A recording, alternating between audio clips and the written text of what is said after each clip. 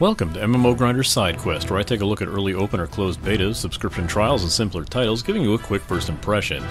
Today I'll be looking at Destiny 2, the sequel to Bungie's anticipated but not universally adored MMO shooter hybrid. Destiny and its sequel focused on a future universe, combining PvP gameplay and squad-based dungeon run style missions. Considering I know nothing about the original Destiny, I really don't have a frame of reference, so if something here applies to the original game, I'm sorry, but I'm not going to catch it. Will they be able to bring in a bigger audience now that a PC version is available? Let's find out.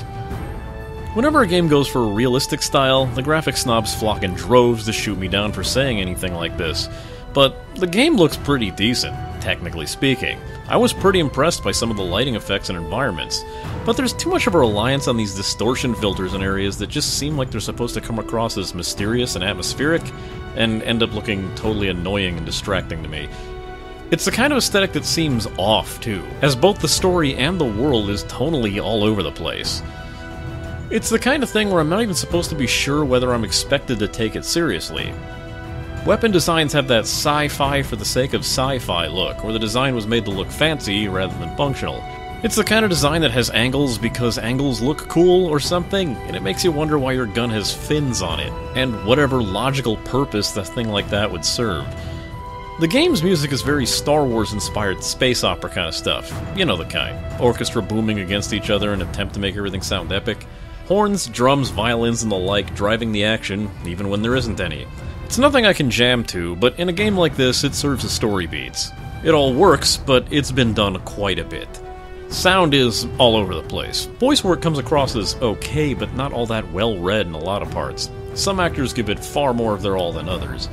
Guns, likewise, don't seem to make much sense in how they sound.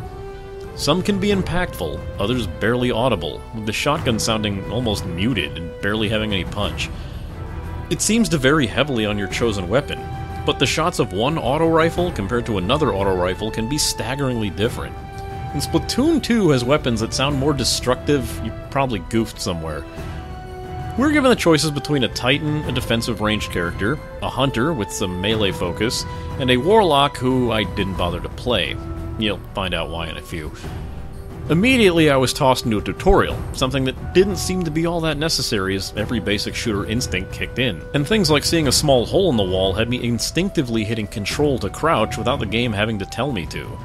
Condescending tutorials aren't exactly loved or welcome, understandably, but the things Destiny 2 did do differently weren't explained at all, like using the V key to summon a shield wall, or the F key to use an ultimate move that placed me into Captain America mode as I leapt around the battlefield smacking enemies with a small round shield. Weird thing about that ultimate move is the second it ends, I was automatically equipped with my primary weapon, even if my secondary was equipped before I used it.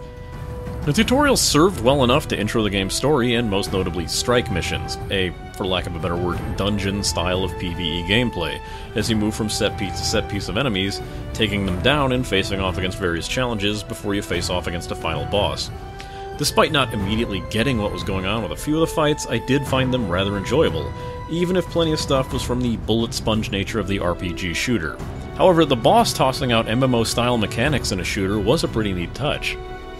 Against the protests of the others who joined me, I insisted on playing at least one PvP match, and it was more or less reminding me of my days playing Halo Online. The way the gameplay feels, the movement isn't as hyper-twitchy as some shooters, especially with the moon gravity hang time with every jump, making it rather amusing to see other players attempting to bunny hop, only to give me a much easier to hit target. The mode we played was a simple point capture mode and served its purpose, though I didn't find it the more enjoyable of the two modes. Overall, though this didn't feel like any sort of revolutionary special or return to form for the MMO shooter, this might not have been enough of a taste for me, but it's not something that really grabbed me in a way that made me want to keep playing, even if I did try. While I would have loved to try out some more classes and modes, the options for this beta were extremely limited, only offering up 2 PvP queues and 1 strike section, if you don't count the tutorial. I would tell you more about the other classes and the loot system if I was able to play it more, but going through the tutorial a second time with a Hunter to gather more footage, I was booted from the server, then told my account was banned and I was unable to log back in. It's an issue several people have reported in the beta also happening to them, players who were later unbanned after a few hours, but I didn't stick around to find out. I already uninstalled it, And knowing that such an issue could happen with no way of contacting anyone to resolve it, I am that much more wary about even giving the full release the time of day. It's a pity, cause this is something I was looking forward to playing, but hopefully they iron out a lot of this stuff before we see the full launch.